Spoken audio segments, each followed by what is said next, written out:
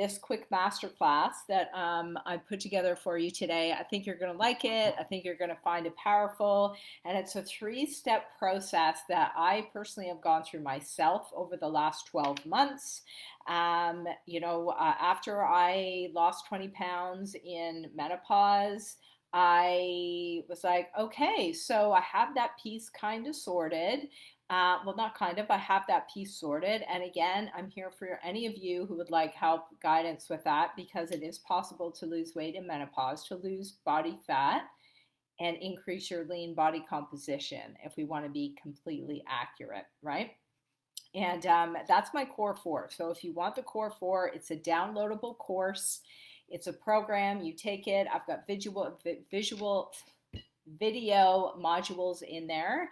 It's really awesome. It's easy to follow. You even get 21 days of texts from me to keep you motivated, inspired, on point. Okay. It's a really, really great program.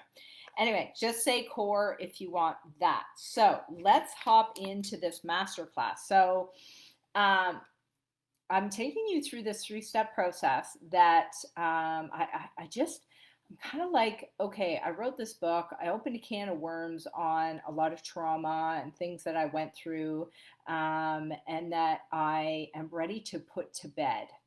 And I think it's important that we understand that now is the time to not sit in our trauma.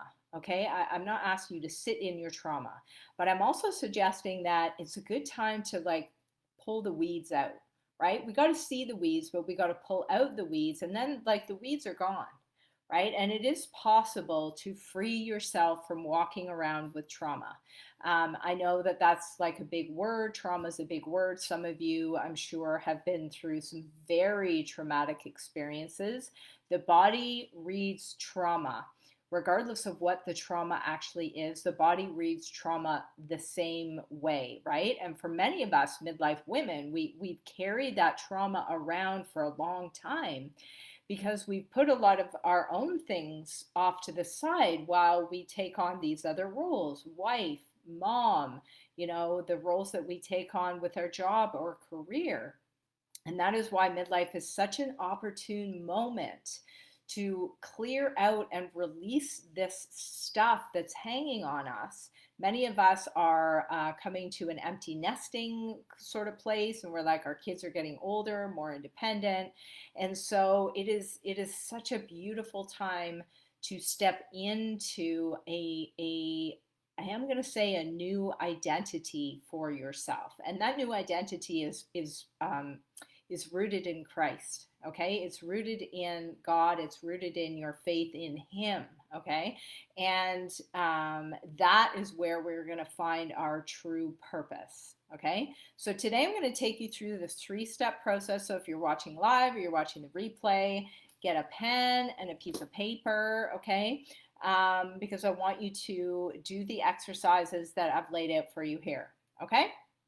So this is like going to be your GPS, okay? This is three-phase process that you can go through to start, well, to create this, what I call this identity map. And I love that phrase because a map is telling you exactly where you need to go, right? That is our assignment right now, is where do we need to go? Where do we want to go? Where is God leading us to go? Okay? And the world needs more leadership from women, I believe. If you agree, say hell yeah. Okay? Or say heck yeah, or whatever. Right? I really believe that the world needs more female, needs our leadership right now. Right? For many of us, we are not caught up with raising children or raising small children right now. It is our time to step into this leadership. Okay, so step one is release. Okay? Step one is all about releasing and clearing the mental and even physical clutter that you've got. Okay? So our identities can get crowded, right? With other people's expectations, what other people are asking us to do. Some of us put a lot of pressure on ourselves to be like the best mom, the best wife, the best homemaker, right? The best co-worker, the best performer, right? The best person at work, right? The best daughter. And that weight can feel really, really heavy, right? And sometimes well, at this time in our lives, we can wake up and say, well, hold on a second, I'm not sure I actually signed up for that role. I'm not sure I signed up for that role. You know, like I'm a homemaker. I'm at home, obviously, and I'm an entrepreneur. I have a business, but that was the choice I made when I had children. It was that I was going to stay home, and it hasn't always been sunshine and rainbows. You know, if my husband, you know, had a choice, he might have said, maybe you should go back to work because it's been very up and down. That's the life of an entrepreneur. But there's a lot of things that of course, roles, if you were a full time stay at home mom, that sometimes have you feeling a little bit like a maid. Okay. And I am grateful. I'm grateful that God allowed me the opportunity to be here. And most of the time, I do love caring for my family. But I'm kind of like, hold on a second. I'm not sure I signed up for that exactly. I'm not sure I signed up as the person to clean up after everyone. That's a different conversation. But this is the time to release this stuff. Okay. Now maybe your physical surroundings are cluttered. This is a huge deal, and I don't want you to miss this part of it, because how your environment is going to directly affect how you feel. It's going to affect your stress levels. It's going to affect, you know, how clear and generally just how happy you are. Now, sometimes this is difficult because, again, we wear so many hats. There's so much going on. You know, people need us here, there, and everywhere. But I'm really going to encourage you to take time out of your day and certainly out of your week to ensure that your physical environment is free of clutter. Okay, so here's a few things that you can do. Then we're going to jump into I'm going to give you an exercise to do mentally, but the physical part of it's really important. So one place you can start is your closet. Okay, so if you were to walk in your closet, and the other thing that's really important about this, y'all, is that God wants to create spaces and opportunities for you to grow. And that includes your physical spaces. So if your physical spaces are just cluttered, untidy, there's just no room there. So your closet, for example, maybe you're on a weight loss journey, maybe you're taking your health back, right? And, you know, won't it be amazing? Won't it feel fabulous when you get to go and buy some new clothes because you've dropped some weight, right? You need to physically make room in your closet for those new clothes, okay?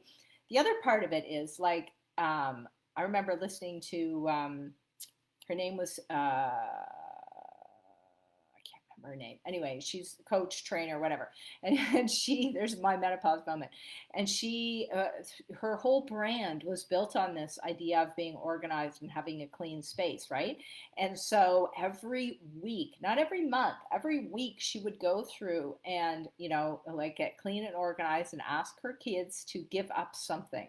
Like something they're not using, right? It's like, I don't think she was going in there and saying, you know, you have to give up your prized possessions, but from week to week, there are things, clothes, possessions, maybe things in your kitchen, right? Your wardrobe. Like, when was the last time you actually wore those pants? Now, I get it. I've held on to clothes because I'm like, I really like that. And I know that 6 or 12 months from now, I'm going to be a different shape. So there's clothes that I brought home from Australia that I absolutely loved, like, you know, formal dresses and things like that. I was like, I'm going to wear that again. But in the main, okay, look in your closet. What can you release in there? What can you give to charity? Like what kind of space can you make for yourself so that when you walk into your closet, or maybe it's just drawers, right? You open your drawers and you're like, oh my God, chaos, right? You just get a feeling of absolute chaos. Okay, we don't want that. So that's the first part of this release, is you want to clear the physical clutter, right? And I actually quite enjoy doing this kind of stuff. I love puttering around my house, but it could be things like making your bed every day. Now, I don't know, somebody said something about there being science around making the bed. There is power in making your bed because it's like it can be that first task that you tick off in your day, right? I always make my bed the first thing in the morning because I want to feel when I walk in this room, okay, I want to feel like my space is clear so that I don't have to get caught up in the clutter and the mess and all of that, okay? So, physical space, clean it up, okay? Now, here's the first exercise. I want you to grab a pen and paper. I want you to write down 3 to 5 I am statements that don't feel true to you anymore. Okay? So here we're moving into the mental, emotional clutter. Okay? So, for example, I am always available. I am defined by, by the performance of my children. I am the one who fixes everyone's problems. I always put my hand up and say yes, even when I want to say no. Okay, so that's your first task, is to write down 3 to 5 I am statements that you know that you say or that you think in your head, right? I want you to write those down. And then the next step I want you to do is to circle the ones that feel really heavy. What ones feel the heaviest for you?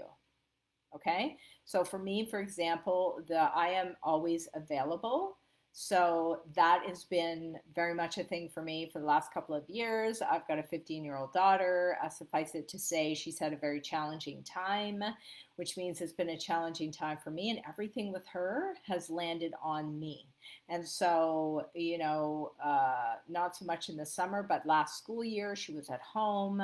And it was just like every 5 minutes, right? I dropped everything to be that person, right? That, is there for her. Now, I don't regret doing that, but at some point that has to change, right? I have to let go of this, of feeling like I have to be that person that's available all the time. And part of that is setting boundaries, closing the door, communicating with our families and maybe our husbands, people around us, and saying, look, like, I need this time, I need boundaries, I won't be available between 2 and 4, or I won't be available tonight, right?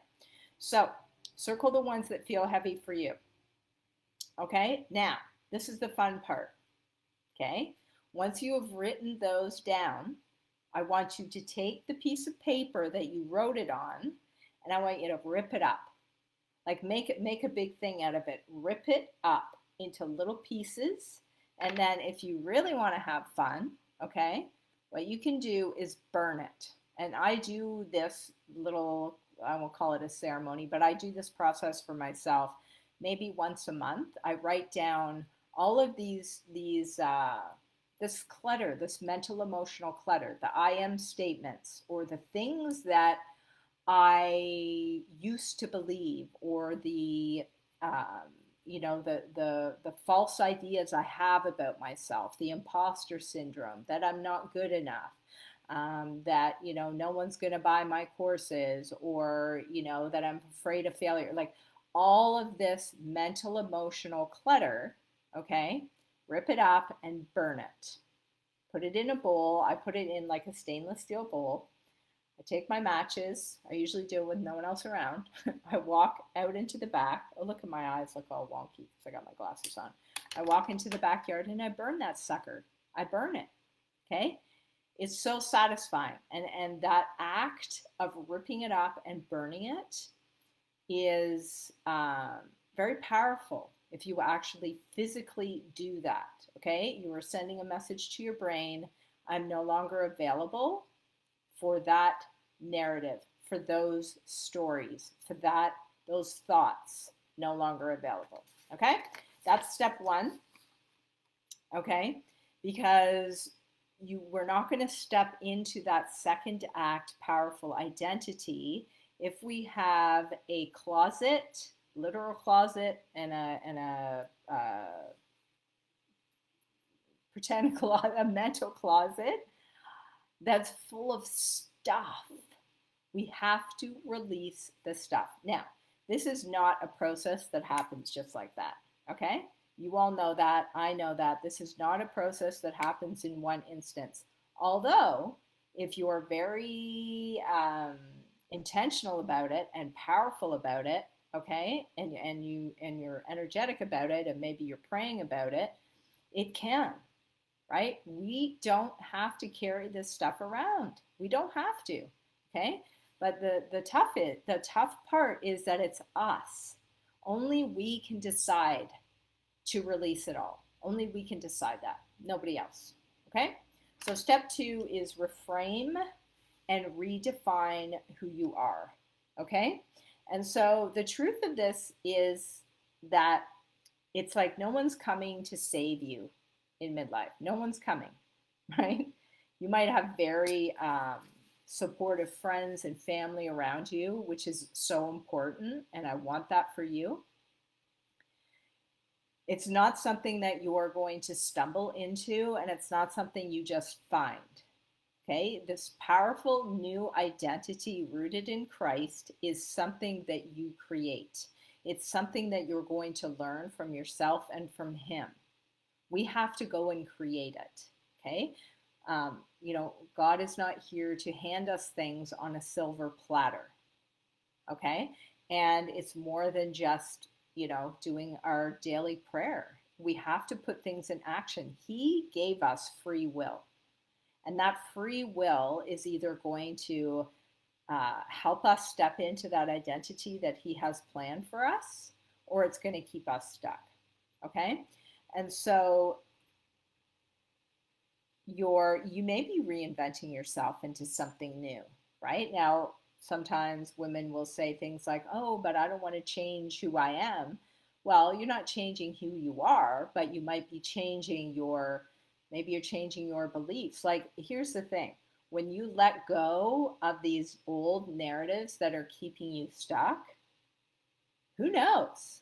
Who knows what kind of like amazingness is going to come out of you, right? And this is about giving yourself permission to become the woman you are always meant to be, and to live in that purpose that He has for us. But again, He's not going to give it to you on a silver platter. Okay? So exercise number 2, answer these questions on your piece of paper, in your journal, whatever you're using. Who am I when no one needs anything from me? Wow. What a great question. Who am I when nobody needs anything from me? Now, that can be a bit of a challenge. When my friend Carla and I were on our podcast 2 weeks ago, we talked a little bit about this midlife transition. And I remember when my kids were little and I was in the throes of mothering, and somebody said, oh, what do you like to do? And I thought, I have no clue. I have no idea what I like to do. I really don't know. And so you might be thinking, when you ask yourself this question, when you write it down, who am I when no one needs anything from me? Wow, you might be sitting there thinking, I have no idea. Okay, and this is why we are doing this. This is why we need to fill that space. Once we let the other stuff go, we need to fill that space, right? So maybe this is a creative process for you. Maybe it's a bucket list come up. Maybe it's an opportunity to remind yourself how incredible you are in God's image.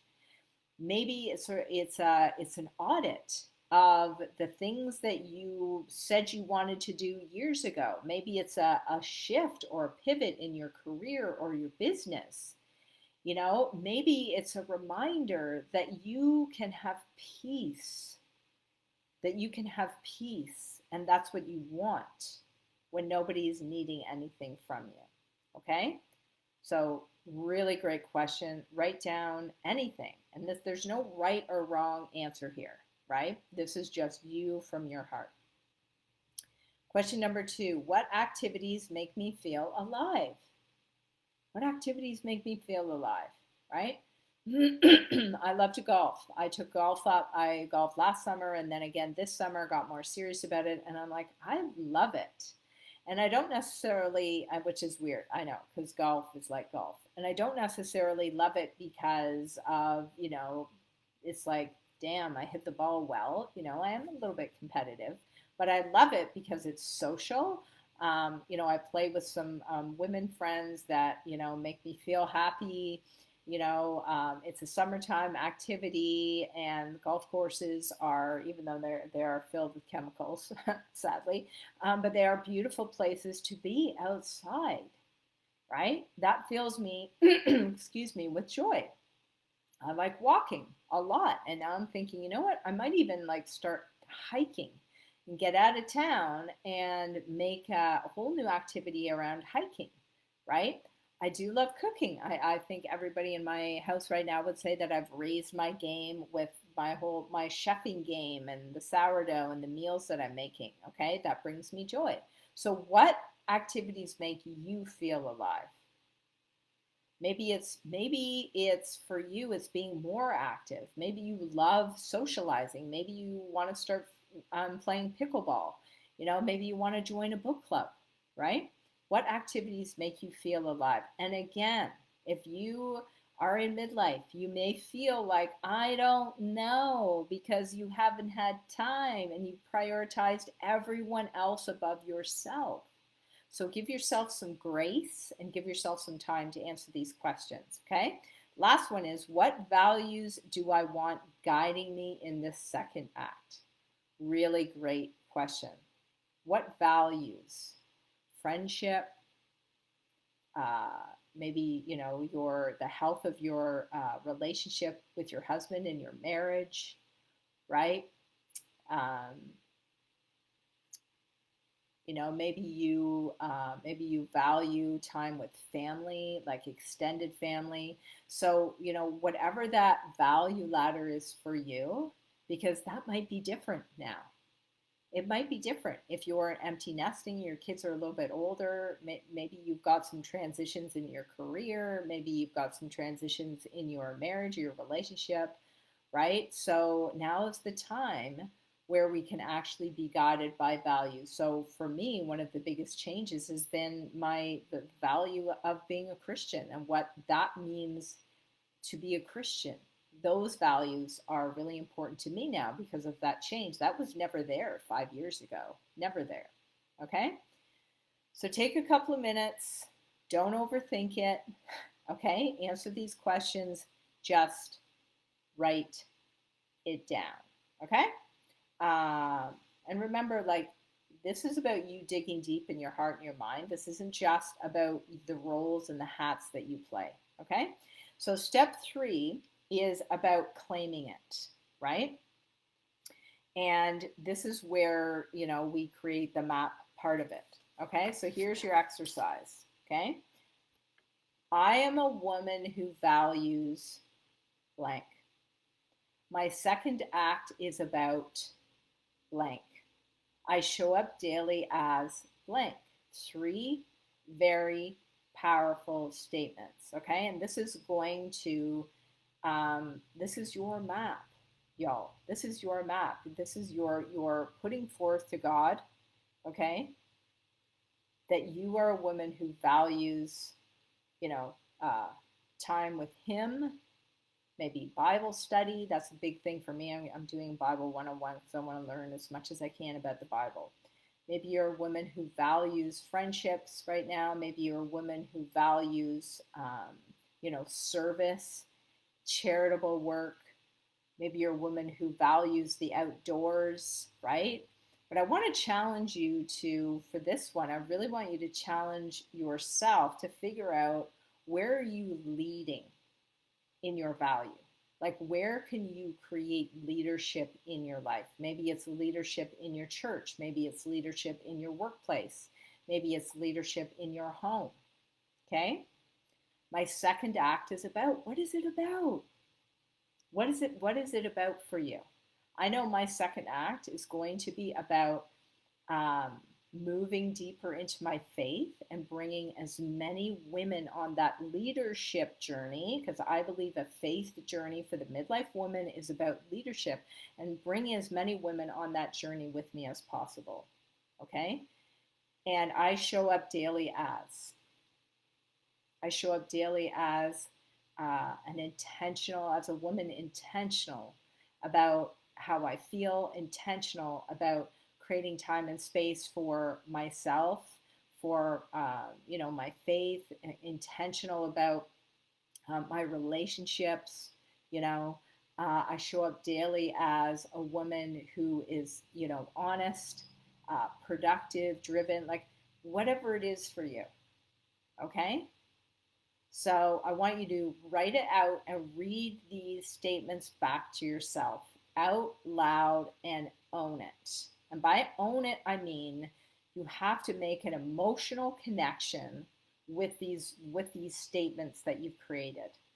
Because when you create an emotional connection, that's when it sticks. That's when the connection happens between you and him. That's where it sticks. That's where change happens. You have to create an emotional connection. Okay? Now, this is your compass. This is your map. Okay? And here's your daily anchor. I want you to write this out. I want you to write these statements out. And I am going to actually create a free resource out of this training. Okay? And you'll be able to get that. So you'll be able to actually create a map. Okay? But I want you to write this out. Put it on your bathroom mirror, okay? Wherever you see it. And I want you to bring this into a mirror exercise. Now, if you've never done a mirror exercise, then it's a very powerful thing, okay? You look at yourself in the mirror, like you look at your own eyes in the mirror, okay, when you're making these statements. Very powerful. Again, big difference between just reading it and reading it when you're looking at yourself. Okay? So I really hope you've gotten value out of today's masterclass. And I'm just really excited about this new pivot. Okay? I'm excited because midlife is an opportunity not to be squandered. And I want to invite you to something that I am creating. We're launching October 20th, and it is a brand new, what I call container. So it's an experience that I am creating. It's a 6-week experience, and this is just a trickle, okay? What I'm talking about, talking with you about today is just the beginning of something incredible. 6 modules, 6 weeks together. There's a VIP option if you want one-on-one time with me. There's going to be a community. There's going to be a chat that we can all participate in, round the clock. And it's going to be very special. And you won't see me necessarily talking about it too much because it is an invite-only process, because I really, and this is not going to be about numbers for me, okay? This is going to be about women who are really committed in their faith. This is a faith-based experience, who are committed to leveling up their leadership in their faith, okay? And I'm really excited about it. And I'm just mapping it out right now, but this is your invitation. And I will be getting on calls with people just to let you know, how it's all going to work, the pricing. And I really want to know from you if this is something you're ready to commit to. Okay. It's going to be very, very special. We launch October 20th. As soon as I have some information and a link available to you where you can just register for more information, I'm going to drop that below. But I hope you got value from today's second act identity map. And I really encourage you to actually go do this work, okay? So I've been speaking for 40 minutes maybe, so under an hour, okay? You can do this in half an hour. And this is the work that actually matters. This is the work that is going to be the difference between you staying stuck and you actually growing and stepping into that leadership. in midlife, because now is the time and there's no time to waste. So I hope you enjoyed that today, ladies, and I will see you in here again for a video next week. I'm going to be dropping some truth bombs about HRT, and I hope you have a great rest of your week, and we'll see you soon.